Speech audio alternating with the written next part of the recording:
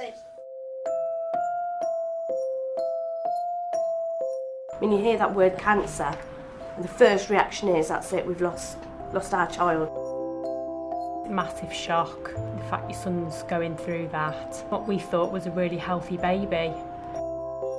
1 in 500 children will develop cancer by the age of 15. I could not wait to get up here. I kept saying, please can I go to Birmingham now? Can we go to Birmingham? Just wanted to see the children running around up here, you know, we'd heard all fantastic things.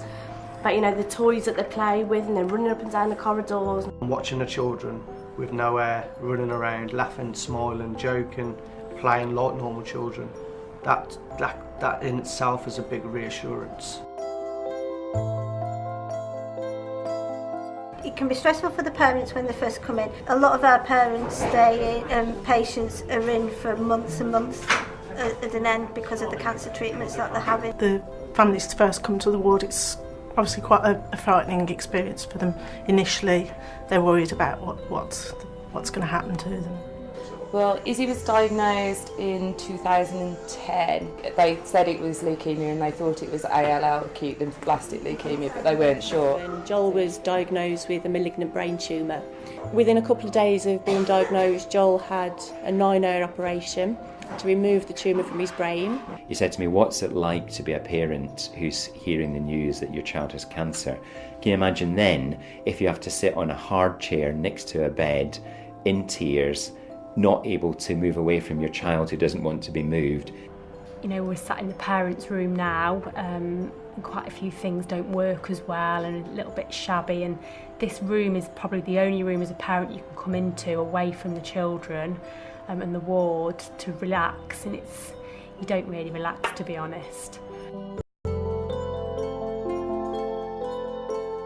What we will try to do when we sit down with parents is prepare them, if we can, that there are staff there to support them and to look after the children too, and then we will begin to explain what the diagnosis is or what we suspect it is and what we're going to do about it. Fantastic, she got her in on the Tuesday morning, phoned me in the afternoon to tell me that her bone marrow is still clear.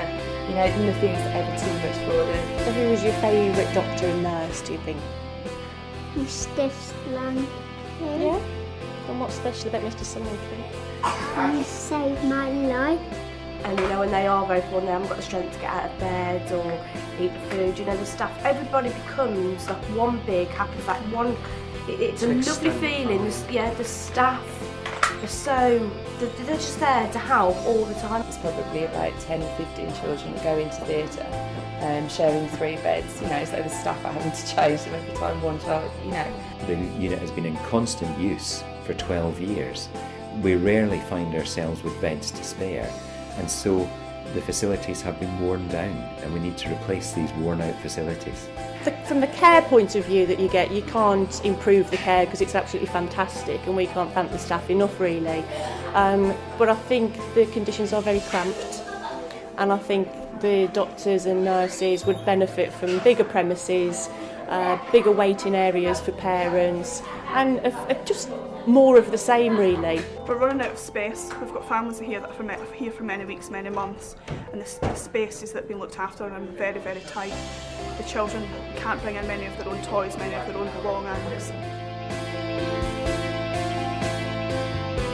Our patients and families deserve to have better facilities in a hospital where they spend so much time over a course of weeks, months and sometimes years. We treat more than 10% of UK children with cancer, and our results are good.